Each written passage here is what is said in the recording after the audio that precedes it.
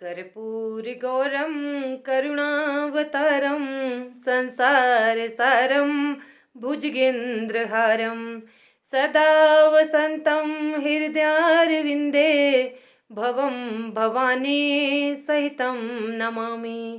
भवं भवानी सहितं नमामि। हाँ जी, ओम नमः शिवाय, जय माता दी, राम राम। कैसे हैं आप सभी? आप सभी का स्वागत है। और आज है 11 मार्च, यानी कि आज है महाशिवरात्रि का पर्व, जैसा कि आप लोग जानते हैं। और इस पर्व को जो है हमारे भारतवर्ष में बहुत ही धूमधाम से मनाया जाता है। और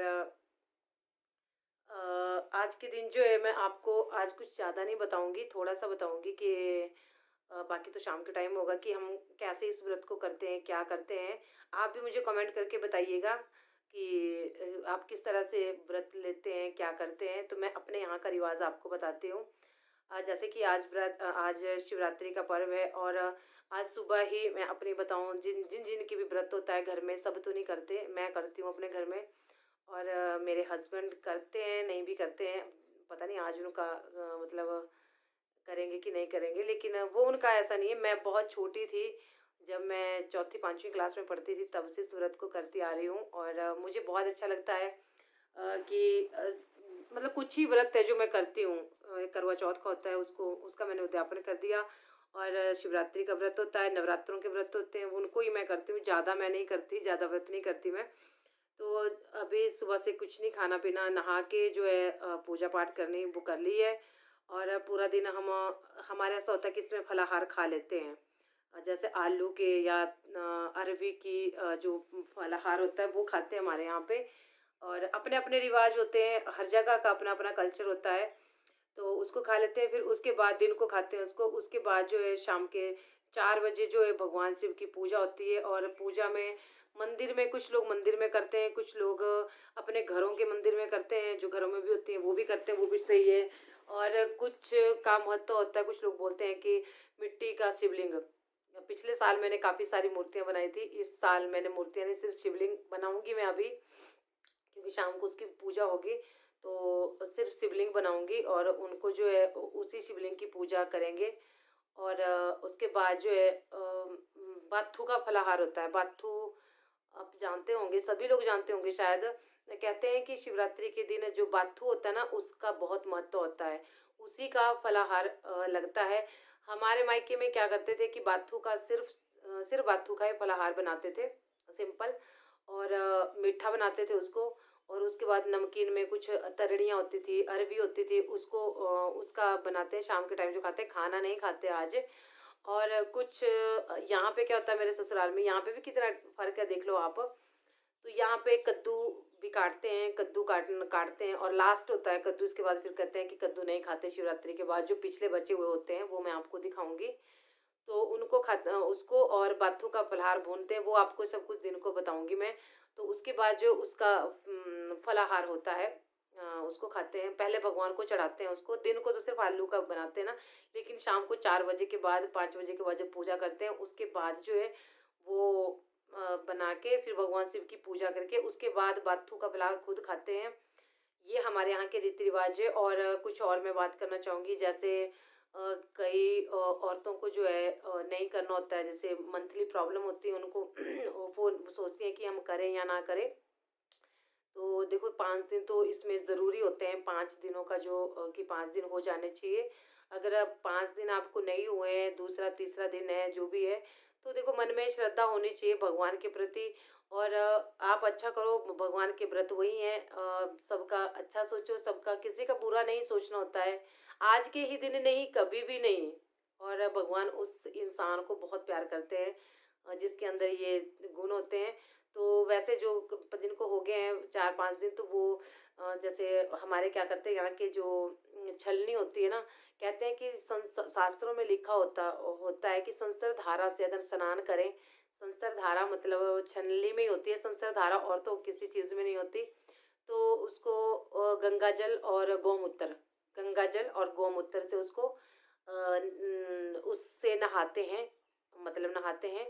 अपने सिर के ऊपर वो रखना और ऊपर से पानी फेंकना। उस संसर्ग धारा से नहाने पे कहते हैं, मुझे नहीं पता, मैंने सुना है, जहाँ तक मैंने सुना है। आप लोग मुझे बताना कमेंट करके कि क्या ये बात सही है, और अगर सही है तो मुझे ज़रूर बताना आप लोग भी। तो वो कर सकते हैं, वो व्रत कर सकती हैं। हाँ, हम मंदिर में नहीं जा सकते, तो आप घर में जैसे मिट्टी के बनाइए, उनकी पूजा करिए अपने घर में, अलग कमरे में, पूजा के कमरे में मत जाइए, ऐसा सुना है मैंने।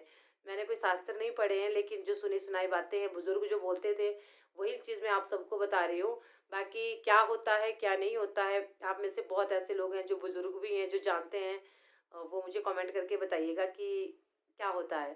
ठीक है, और इसके बाद एक वंदना वंदना है, वंदना ग्रोवर करके, उनकी बहन का जन्मदिन है।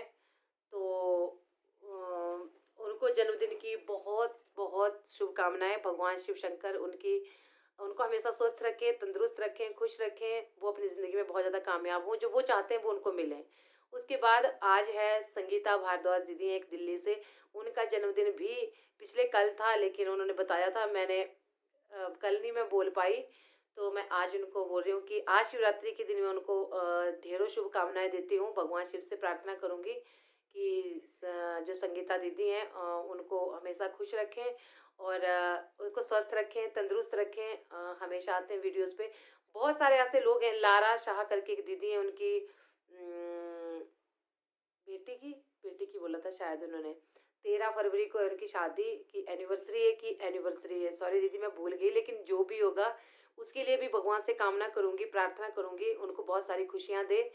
और आज के दिन किसी का भी जन्मदिन जो मैं भूल गई होंगी, या जिन्होंने नहीं बताया होगा, जन्मदिन होगा, एनिवर्सरी होगी, कुछ भी होगा, तो आज शिवरात्रि के दिन उन सभी लोगों को भगवान सब उनके सभी दुख हर लें, उनको ज़िंदगी में बहुत सारे खुशियाँ दे।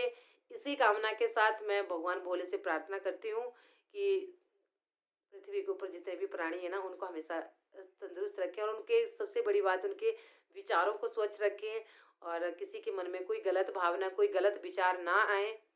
और बस इतना सही था मेरा आज का वीडियो, वो मैंने आपको बता दिया। बाकी शाम के टाइम देखते हैं किस तरह से क्या करते हैं। वैसे आपने देखा होगा पिछले साल भी किस तरह से हमने किया है।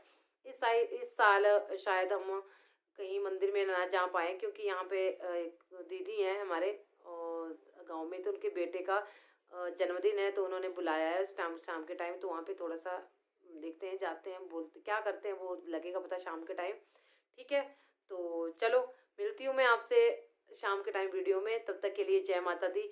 ओम नमः शिवाय का जाप करिए। कोई व्रत नहीं करना चाहेगा तो वो भगवान शिव का जाप करिए, उनको सच्चे मन से याद करिए। कहते हैं आज के दिन भगवान भोले शंकर सबकी सुनते हैं, सबकी मनोकामनाएं पूर्ण करते हैं।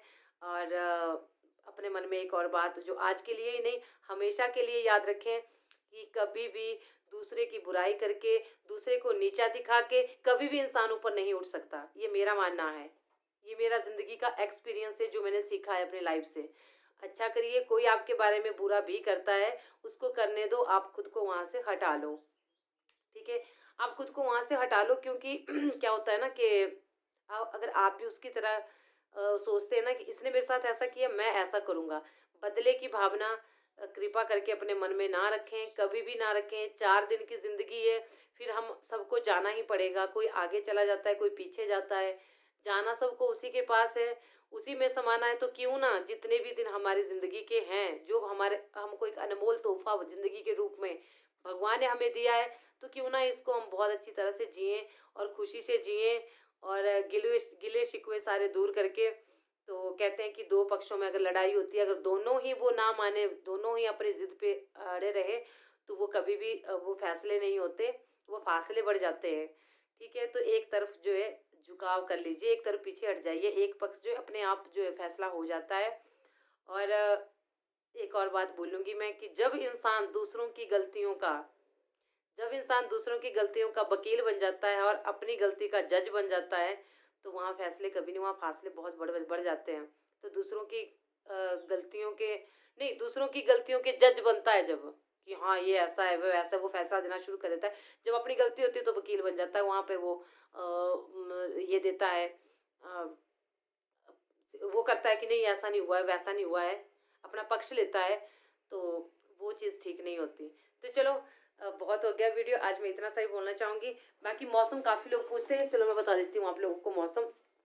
टांग में दर्द है। तो ये देखिए मौसम धूप है, काफ़ी धूप है, और आज को बोला है कि शायद जो है बारिश हो सकती है, लेकिन पता नहीं होगी या नहीं होगी, ये मुझे नहीं पता।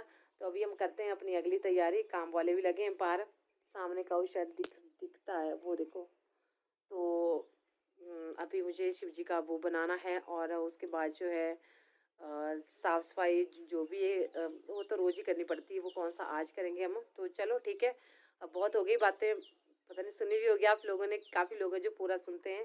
और कुछ लोग बोलते हैं कि कमेंट का मैं रिप्लाई नहीं करती, तो मैं आप हार्ट देते, तो ये हार्ट देती हूँ मैं ना, ये इसका मतलब रिप्लाई ही होता है कि मैंने आपके कमेंट को रीड कर लिया। इसका मतलब यही होता है, कुछ नए लोगों को नहीं पता होता। तो और वैसे भी जब काम का वक्त होता है, पार भी काम लगा है, इतना सारा खाना भी बनता है, बच्चों का भी होता है, बच्चों का भी होता है, बच्चों के पेपर लगे हैं तो उनके ऊपर ज़्यादा फोकस करना पड़ता है आजकल। तो इसलिए नहीं दे पाती हूँ, कि तो सॉरी, मैं माफ़ी चाहती हूँ आप लोगों से। और बाकी आप लोगों को हमेशा खुशियाँ मिले, बहुत सारी खुशियाँ मिले, यही दुआ करते हैं, यही कामना करते हैं। लास्ट में ओम नमः शिवाय, ओम नमः शिवाय, ओम नमः शिवाय का जाप करिएगा, और भगवान से यही मांगिएगा कि भगवान बस हमारे मन में किसी के लिए गलत भावना ना आए, गलत विचार ना आए। मैं तो हमेशा यही मांगती हूँ, बाकी देने वाला वो खुद होता है, उससे क्या मांगना, उसको सब कुछ पता होता है, किसको किस चीज़ की ज़रूरत होती है ना, उसको सब कुछ पता होता है, उसके पास कोई ज़रूरत नहीं होती हाथ फैलाने की। तो वो मतलब अपने मन, अपने तन मन धन, अपना विचार स्वच्छ रखिए, बाकी देने वाला वो ऊपर वाला है। ठीक है, जय माता दी, राम राम।